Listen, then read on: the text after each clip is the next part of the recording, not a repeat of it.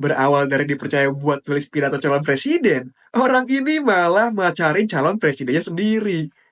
Fred Varsky adalah jurnalis idealis yang baru aja keluar dari pekerjaannya. Karena nggak mau kerja di bawah Parker Wembley, konglomerat korup yang ngatur media dan presiden dari balik layar.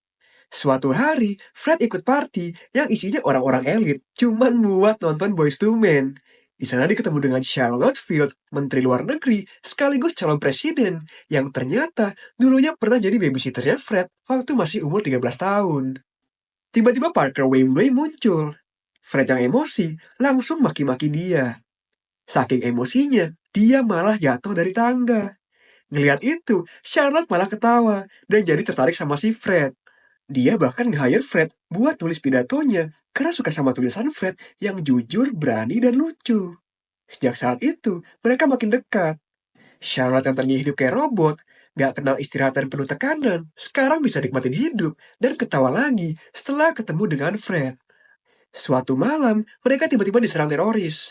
Tapi untungnya, berhasil selamat. Malam itu mereka malah wadidididau dan mulai pacaran. Setelah itu masalah muncul. Presiden dan Parker Wembley ngancam kalau Charlotte gak nurut dan nerusin kebijakan korup mereka bakal nyebarin video Fred lagi ngocok sambil nonton Charlotte pidato. Fred gak peduli kalau video skandalnya kesebar. Yang penting Charlotte gak tunduk sama mereka. Tapi Charlotte juga gak mau ngorbanin Fred. Mereka pun akhirnya berantem. Singkat cerita saat pidato pemilihan presiden, Charlotte berdiri dan bilang kalau dia nggak bela kebenaran hari ini, Charlotte yang dulu pasti bakal kecewa. Akhirnya dia bongkar semua kebusukan presiden dan Parker Wembley dan ngaku terang-terangan kalau pria yang lagi ngocok di video itu adalah pacarnya sendiri.